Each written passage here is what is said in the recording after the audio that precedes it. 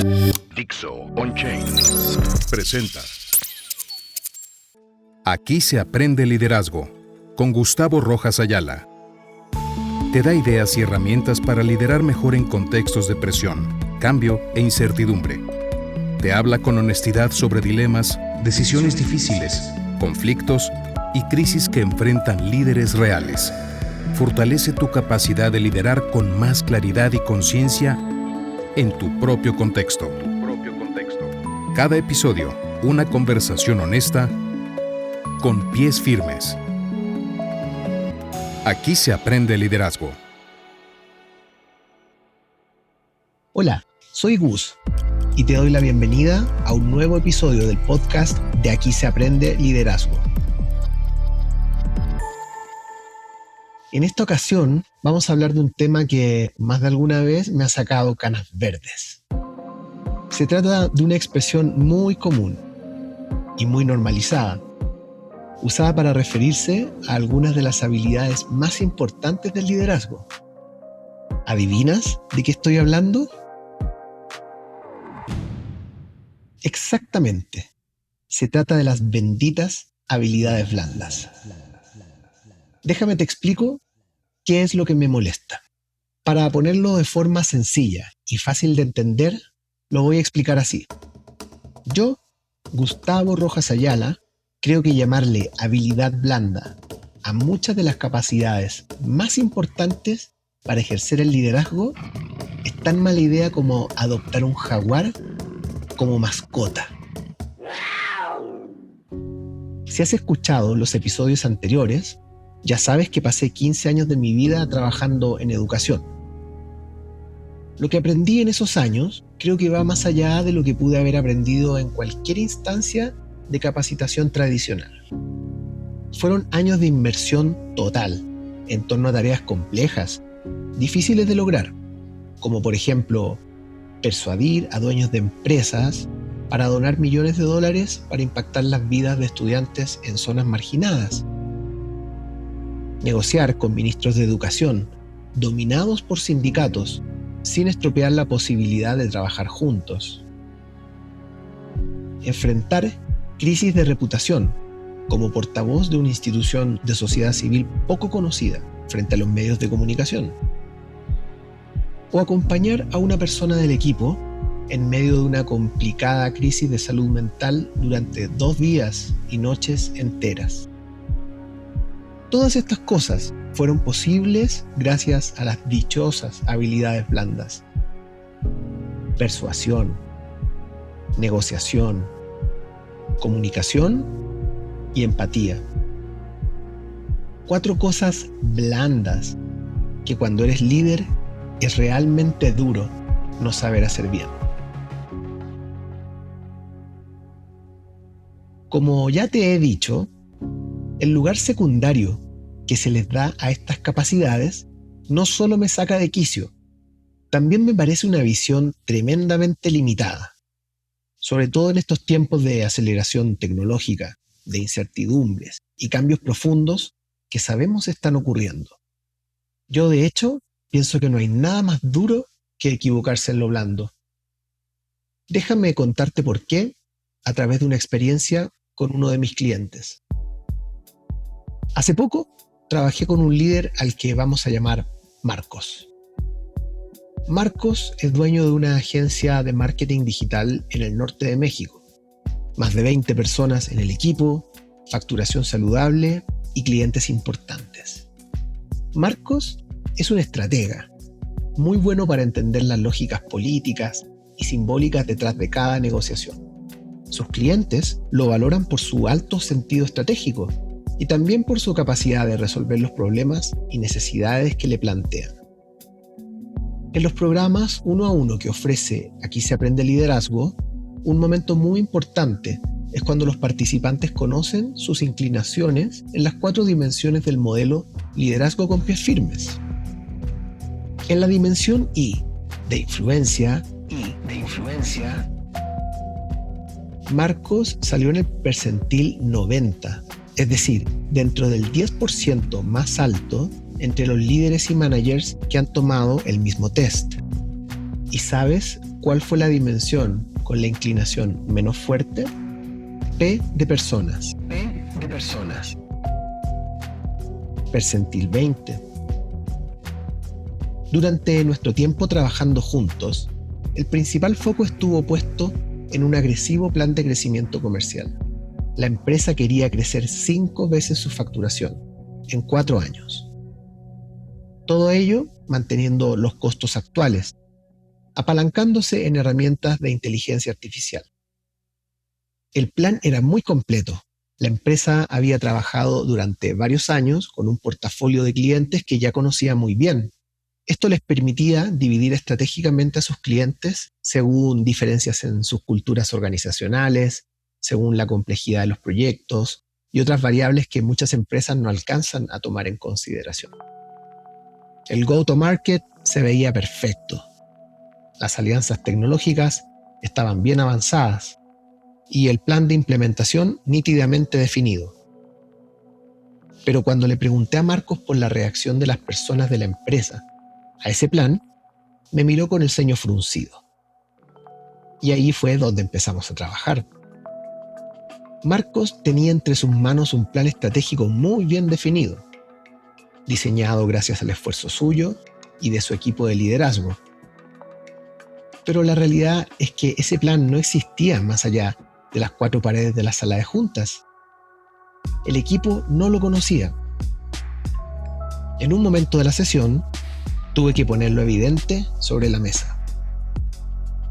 Marcos, tú sabes que para llegar a donde quieres llegar, algunas personas de tu equipo no van a poder acompañar, ¿verdad? La paradoja era la siguiente. Marcos y el C-Level de la empresa se habían enamorado de un plan que en la práctica implicaba dar inicio a una transformación en la que muchos del equipo actual no iban a poder calzar. Una adaptación imposible para personas que iniciaron en la compañía cuando crear páginas web era la máxima innovación. Ese mismo plan que emocionó al directorio tenía que pasar por el ritual de ser comunicado de manera firme y también humana. ¿Cómo decirle a Nora, que lleva años escribiendo los textos de creativos y anuncios, que gran parte de su trabajo ya puede ser reemplazado por herramientas de inteligencia artificial? En las sesiones con Marcos se hacía evidente que para él esto debía verse así. Paso 1. Presentar el plan al equipo. Paso 2. El equipo entiende lo que se quiere lograr. Paso 3. El equipo ejecuta. Paso 4. Se evalúan resultados. Y paso 5. Quedan quienes dan resultado. Y quienes no dan resultados, para afuera. Pero en esa secuencia de pasos no había espacio para analizar la situación de personas que habían construido gran parte de su vida y de su identidad profesional dentro de esta agencia. Para todos los efectos, aunque el plan no había sido comunicado formalmente por Marcos como CEO de la empresa, su existencia no era para nada un misterio. Poco a poco comenzó a pasar lo obvio. Rumores, comentarios, aflicción en el equipo y una presión creciente para los managers producto del tema emocional. En ese momento había que romper el cristal de emergencias y sacar de la cajita las benditas habilidades blandas. Antes de seguir, quiero hacer una aclaración importante para que no te quedes con una idea equivocada. La inclinación menos marcada de Marcos hacia la dimensión de personas no implica que él sea un robot o un ser sin sentimientos. Por el contrario, Marcos es una persona cercana, afable, muy querida por la gente en su empresa. Pero esto no tiene que ver con atributos de personalidad como la cercanía o la amabilidad, sino con la disposición a incluir elementos como el factor emocional de las personas como una prioridad clave a nivel de gestión organizacional. En este caso, trabajamos con Marcos para programar tiempo, de manera que pudiéramos presentar el plan como un proceso en el que la compañía ya había tomado la decisión de avanzar. Y al mismo tiempo, para dar tiempo para que cada persona pudiera expresar sus sentimientos al respecto. No para convencer a nadie de detener el plan, sino sencillamente para que cada persona pudiera saberse escuchada. Luego, otros eventos mucho más extremos invitarían a Marcos a volverse un experto radical en la dimensión de personas. Pero esa historia la reservaremos para otro episodio. Porque ahora te quiero contar de Valentina. Valentina era la directora de educación en una fundación que trabaja con niñas y niños en contextos muy vulnerables en Chile. Ella dirigía una organización pequeña, de unas 12 personas, un equipo muy cohesionado, muy cercano, que había sabido construir un clima interno de mucho cariño.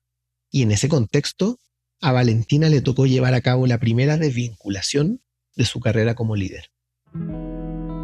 Cuando llegó a nuestra sesión, era evidente el malestar que esto le generaba.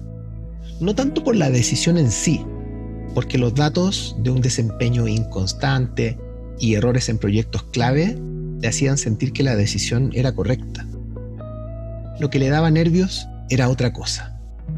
Gus, me dijo, esta persona la contraté yo y ahora me tocará echarla muy cerca de ser papá por primera vez. En este caso, lo profesional chocaba claramente con lo personal. Primero, estaba el desafío de tener que procesar un defecto en la estrategia de gestión del talento. Y luego, había que vencer la sensación de peso, de carga, al despedir a una persona que necesita un trabajo en un momento muy importante y sensible en su vida familiar. Si te ha tocado estar en una situación así, sabes lo duro que puede llegar a ser vivirlo. A mí me pasó. Y a diferencia de otras tareas, la desvinculación no es algo que se vaya haciendo más fácil con el tiempo. Al menos para mí no lo fue. A lo largo de mi carrera, he conocido muchos líderes que prefieren no saber mucho sobre la vida personal de sus colaboradores, para así no complicarse tanto a la hora de tener que dejar ir a alguien.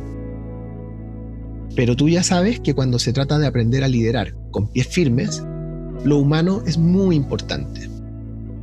Uno no puede ignorar que las personas son algo que va mucho más allá de un rol o de una función técnica.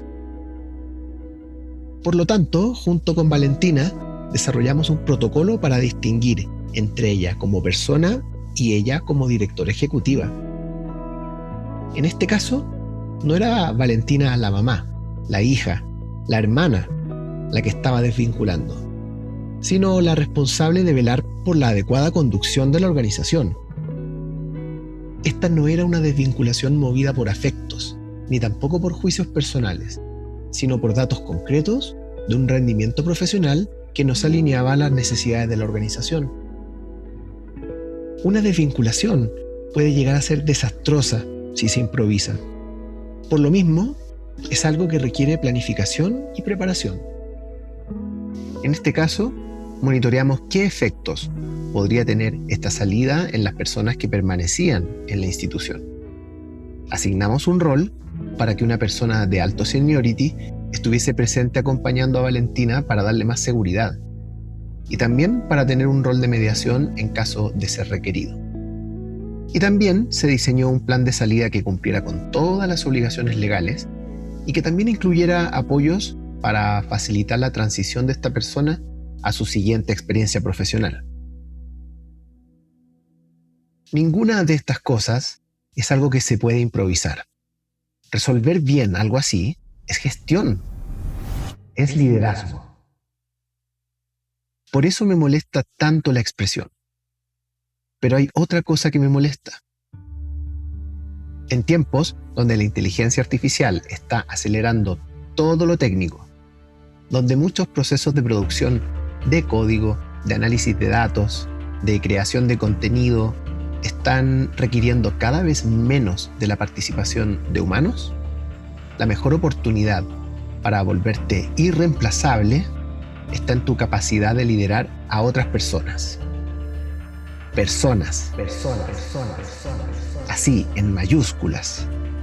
personas con vidas reales, con familias, con emociones, con una racionalidad relativa y con una necesidad enorme de conexión genuina con otras personas. Y pienso que tu peor error estratégico es despreciar la importancia que esto tiene. En esta era de automatizaciones, volverte un crack en la gestión de las relaciones humanas en tu equipo y en tu organización es fundamental para mantenerte vigente como líder. Esa capacidad de interactuar con otros desde una empatía y un cuidado genuinos, la inteligencia artificial aún no la puede reemplazar. Y quién sabe si algún día lo logre. En tiempos ajetreados, confusos, las personas quieren sentirse lideradas por gente que además sea capaz de transmitirles esperanza. Esto forma parte del núcleo mismo del liderazgo. Marcos no es mejor líder porque ahora es más buena onda. Es mejor líder porque aprendió a gestionar la empatía como una herramienta estratégica. Valentina no es mejor líder porque ahora es más sensible. Es mejor líder porque entiende que los momentos más difíciles, los momentos donde hay riesgo emocional real, son exactamente los momentos donde el liderazgo debe lucir su mejor cara. Muchas gracias por sintonizar una vez más el podcast de Aquí se aprende liderazgo. Espero que las reflexiones de este episodio hayan sido valiosas para ti. Recuerda compartir tus experiencias y opiniones respecto a este contenido a través de nuestras diferentes redes sociales. Nos escuchamos pronto.